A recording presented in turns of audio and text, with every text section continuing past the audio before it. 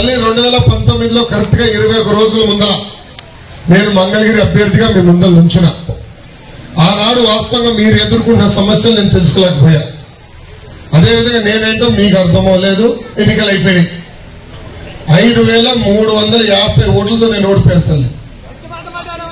ఓడిపోయిన దగ్గర నుంచి నేను వదిలిపెట్టలేదు తల్లి నియోజకవర్గాన్ని. గతంలో ఎవరిని ఓడిపోతే వెళ్ళిపోయేవారు, పనిచేసేవారు కాదు. అలాంటిది నేను ఓటమి చెందినా కూడా మంగళగిరిలోనే ఉన్నా.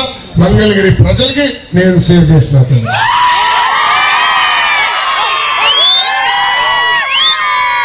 ఈ రోజు ఈ సభాముఖంగా కరకట కమల్ హాసన్ గారికి సూటిగా ప్రశ్న వస్తుంది. కరకట కమల్ హాసన్ అరే మీకు తెలియలేదా?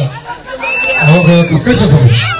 అరే నువ్వు ఆగమ్మా, పెద్దమ్మకి తెలియదంట చెప్పని.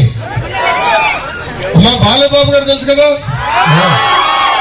పవన్ అన్నా తెలుసు కదా, వాళ్ళిద్దరికన్నా అద్భుతం నటుడు ఉన్నాడు. అతని పేరు కరకట కమల్ హాసన్. మన నియోజకవర్గ శాసనసభ్యుడు ఆల రామకృష్ణారెడ్డి గారు. ఆయన ఎంత అద్భుతంగా నటిస్తాడంటే 6 నెలల క్రితం నేను రాజీనామా చేస్తున్నా, ముఖ్యమంత్రి గారు అనేక హామీలు ఇచ్చాడు నియోజకవర్గానికి, ఏ ఒక్క హామీ నిలబెట్టుకోలేదని చెప్పినాడు. ఆనాడు ఆయనే చెప్పారు నన్ను మంత్రి చేస్తానని చేయలేదన్నాడు.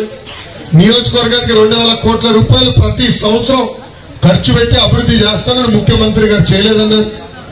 ప్రజలు అనేక ఇబ్బందులు ఎదుర్కొంటున్నారు, బాధల్లో ఉన్నారు, వాళ్ళ సమస్యలు నేను పరిష్కరించలేకపోతున్నానని ఇక వద్దు నాకు రాజకీయాలని రాజీనామా చేసి షర్మిలా గారి వెనకాల పరిగెత్తుకుంటూ వెళ్ళాను.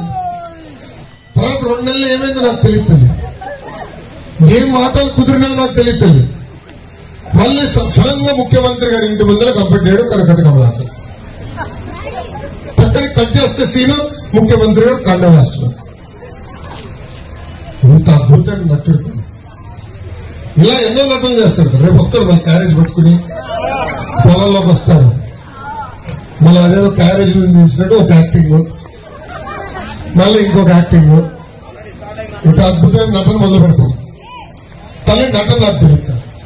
ముందున్నట్టుగా చెప్తా, చేయగలిగితే చేస్తానంట, చేయలేకపోతే క్షమించండి నేను చేయలేనండి చెప్తా. అమ్మా నేను ఓడిపోయిన తర్వాత కూడా కేఆర్ కొండూరుకి ఆరోగ్య రథాలు పంపించాను. మీకు ఉచితంగా అనారోగ్యంతో ఇబ్బంది పడుతుంటే, ఊర్లో ఎవరైనా అనారోగ్యంతో ఇబ్బంది పడుతుంటే వాళ్ళకు ఉచితంగా మందు బిల్లు మనం అందించాం. నిరుపేద కుటుంబాన్ని ఆదుకునే దానికి, స్వయం ఉపాధి కల్పించడానికి ట్రైనింగ్ ఇచ్చి కుట్టు మెషిన్ కూడా అందజేశాం. నిరుపేద కుటుంబానికి తోపుడు బండ్లు అందజేశాం. నాకు తెలిసినంత వరకు దాదాపు 70 కుటుంబాన్ని ప్రతిపక్షంలో ఉంటూ ఆరోగ్య రథం కాకుండా ఆదుకుంటాం జరిగింది. అదే గాని మీరు నన్ను ఆశీర్వదించి దీవించి భారీ మెజార్టీతో శాసనసభ పంపిస్తే నియోజకవర్గ రూపురేఖలు మార్చే బాధ్యత నేను తీసుకుంటాను.